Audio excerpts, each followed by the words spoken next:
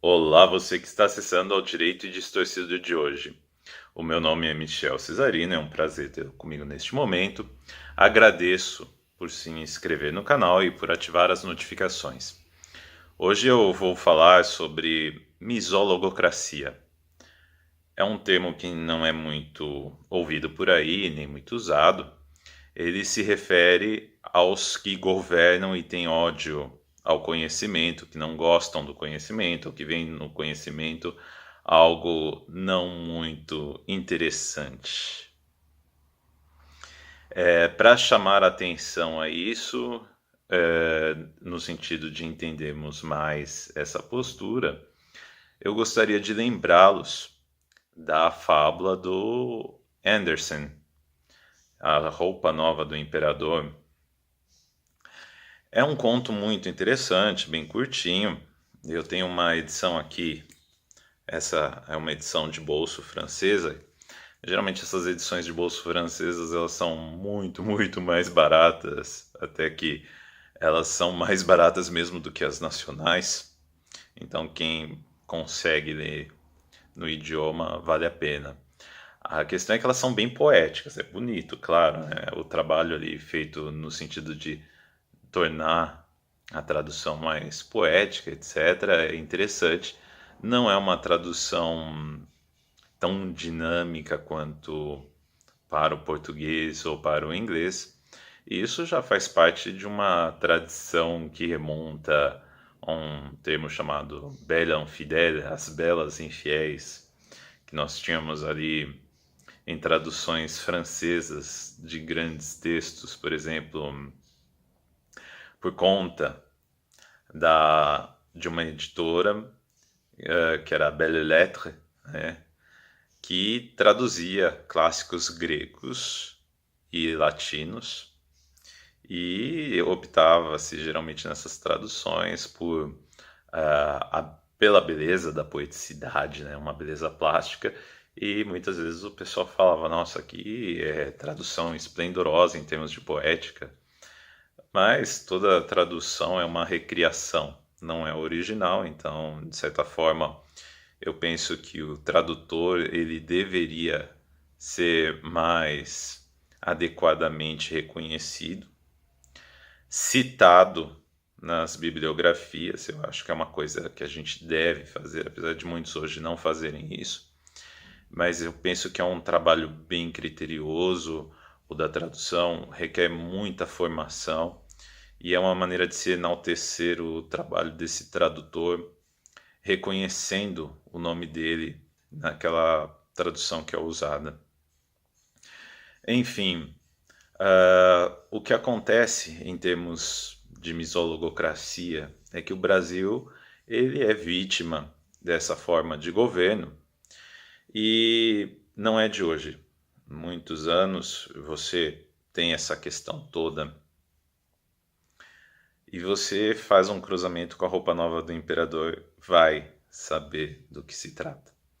Lembrando, na roupa nova do imperador, nós temos um imperador que ele tinha uma atração por se vestir bem, por uma bela e linda toilette, bem cuidada, cheia de ornamentos, né?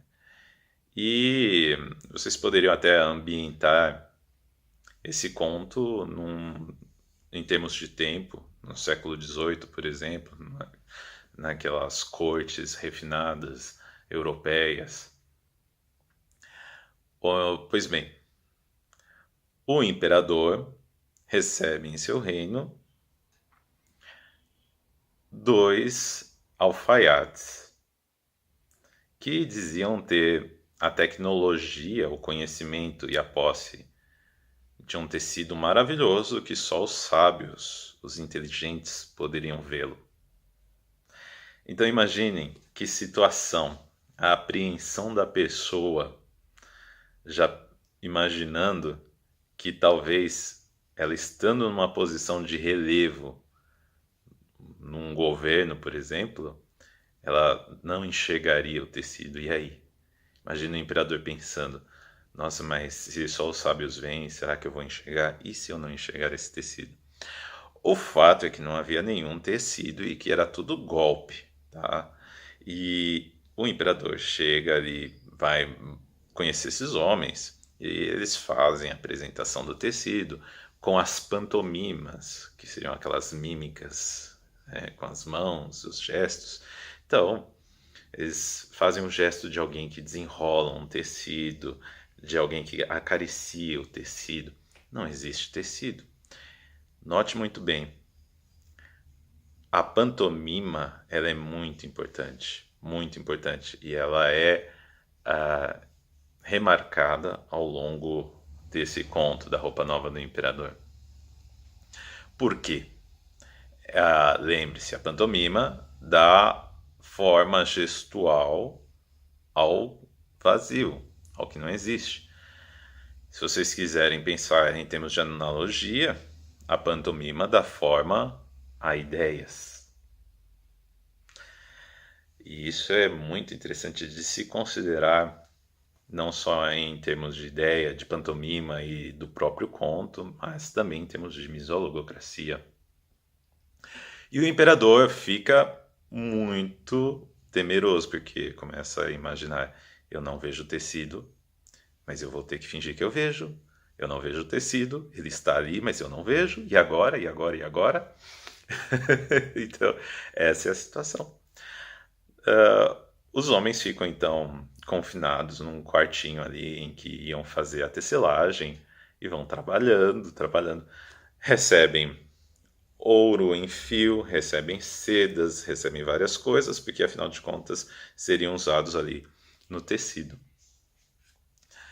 E óbvio que eles vão guardando esses bens valiosos para depois fazerem uso deles, né, para vender ou usar em termos de aquisição de dinheiro. E o que acontece, gente? O rei manda primeiro um homem para ver, depois outro, e um ministro, alguém de um cargo superior e tudo mais. E todos esses homens ocupavam funções importantes na corte, e eles não iam querer admitir ou serem notados como não sábios, como não inteligentes. E é sempre aquela coisa: meu Deus, mas esse tecido está aí, eu não vejo, eu sou um tolo, ninguém pode saber que eu sou um tolo, eu sou um ministro, como é que eu posso ser um tolo? Eu não posso ocupar essa posição e ser considerado tolo e se descobrirem. Então o cara fica naquela posição de: e agora? E agora? As pessoas vão saber que eu não sou um homem inteligente apto à posição que ocupo. Eu não sou apto para o governo, eu não sou apto para o ministério. Chega um dia que o imperador vai até os alfaiates e o tecido estava, em tese, já todo costurado, formando uma bela roupa, que não existia mesmo. Mas todo mundo ali da comitiva falava: olha, o tecido existe, eu não vejo. Só os inteligentes e sábios conseguem vê-lo. Eu vou ter que fingir que não sou um trouxa, que não sou um imbecil e que estou vendo. Então, tudo que os alfaiates falam: Vossa Majestade, olha que tecido liso, que belo e suave ao toque. Veja esses bordados, eles não são tão interessantes. E os rouxinóis delicados, né? O que a pessoa vai fazer? A pessoa vai falar: ah, sim, realmente, são belos os detalhes, que lindos rouxinóis. Então o cara vai concordar, mesmo não tendo nada ali, porque ele tem que fingir que conhece para não assumir humildemente que não existe nada ali. Seria mais interessante ser humilde e, a partir disso, falar: eu não estou vendo nada, e todo mundo, a partir de uma ética da discussão, chegaria à conclusão de que sim, realmente não existe esse tal tecido. E se porventura esse tecido existisse, as pessoas elas falariam assim: bom, o tecido existe, é um problema, só que não enxergamos. Então são dois problemas: a existência de um fenômeno e a incapacidade de se vê-lo por conta das limitações das faculdades. Metaforicamente, esse conto é muito importante porque ele dá uma abertura para discussões acerca de epistemologia, acerca de como eu faço ciência. Por quê?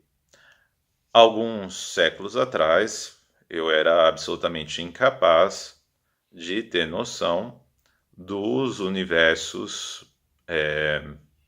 absolutamente pequenos, ou absolutamente grandes, mas que estão nos confins do espaço. Então, enquanto ser humano, eu desenvolvi o microscópio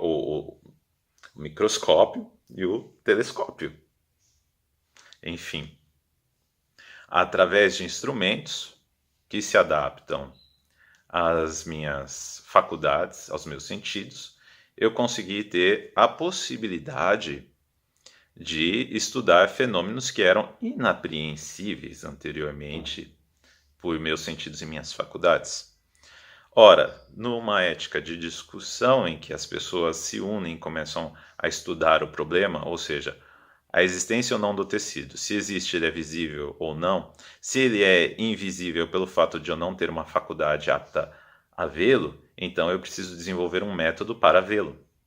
Agora, todo mundo fingindo que existe um tecido quando não existe, já há um problema epistemológico na questão de como você vai desenvolver o conhecimento e como vai aplicar um método para compreender um fenômeno, se esse fenômeno existe ou não e se ele é distorcido ou não. Pois bem, chega o dia que o imperador se veste com a roupa. Ele está absolutamente nu. O que vai acontecer? Ele começa a se juntar em comitiva para fazer uma procissão pela cidade. E todas as pessoas que já comentavam sobre a roupa e falavam: olha, que bela roupa, que linda roupa que deve ser a do imperador, que só os sábios podem enxergar. Enfim, essas pessoas não vão querer ser tidas como estúpidas, e elas estavam absolutamente apreensivas se elas enxergariam ou não o tecido, e em caso de não enxergar, o que fariam para não serem notadas como não sábias, não inteligentes, etc. E o que ocorre? O imperador começa a desfilar pela cidade com aquelas vestes novas e todo mundo, oh, que bela roupa, nós enxergamos a roupa, somos todos sábios. Então, o imperador era sábio, os conselheiros eram sábios, todo mundo era sábio, o povo todo era sábio. Que maravilha de nação, todo mundo sabe o que tem que fazer, né?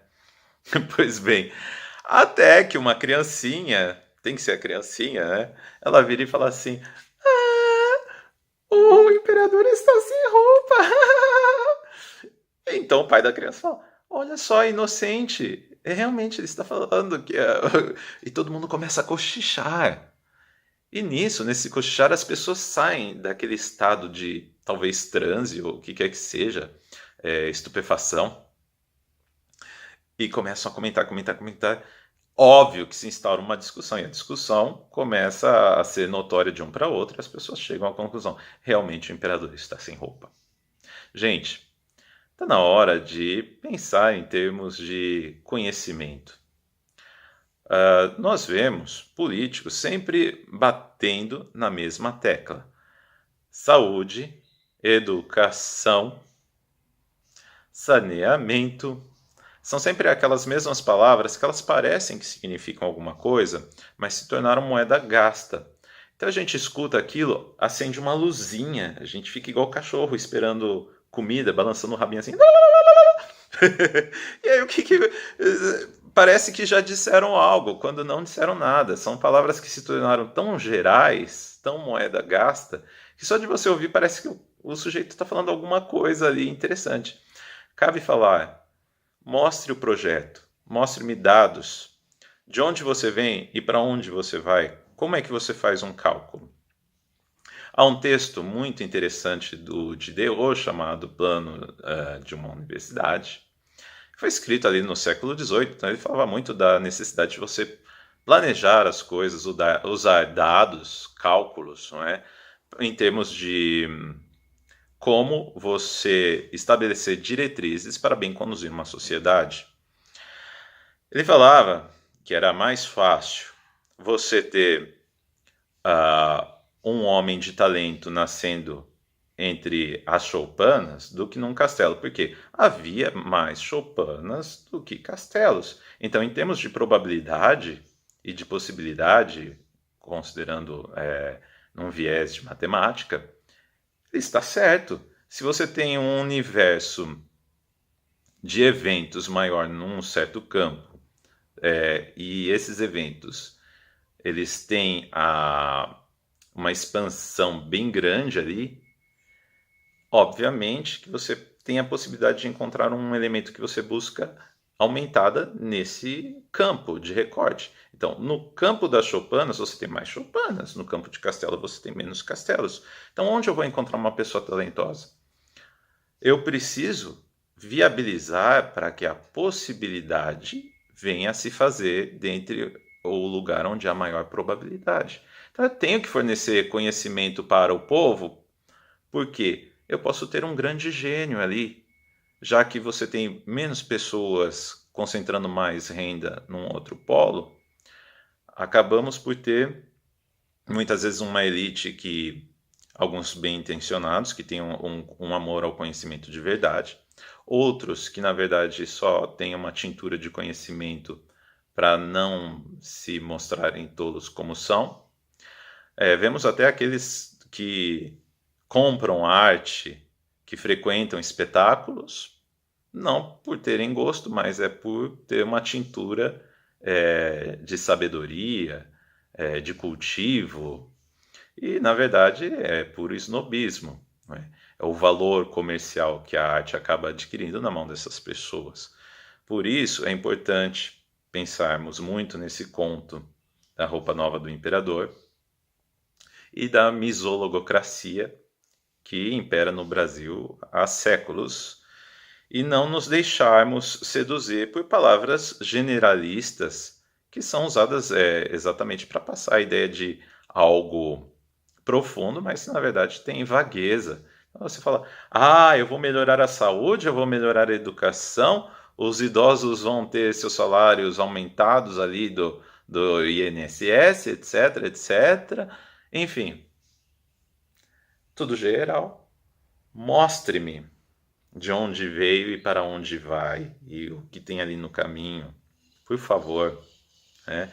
Porque senão fica tudo igual aquelas mímicas da roupa nova do imperador, que as pessoas começam assim a passar a mão num tecido imaginário que não existe, e ficam falando de detalhes que não existem, mas todo mundo concordando que existe, porque não tem a postura humilde para assumir que não há nada ali, e para começar uma ética da discussão e trabalhar num método que possibilite a ampliação do uso das nossas faculdades e a melhoria da aquisição de dados e desenvolvimento de dados para se trabalhar com essas faculdades, com esses novos objetos que ampliam o poder de nossas faculdades apreenderem outros universos, outros dados, enfim, o que seja.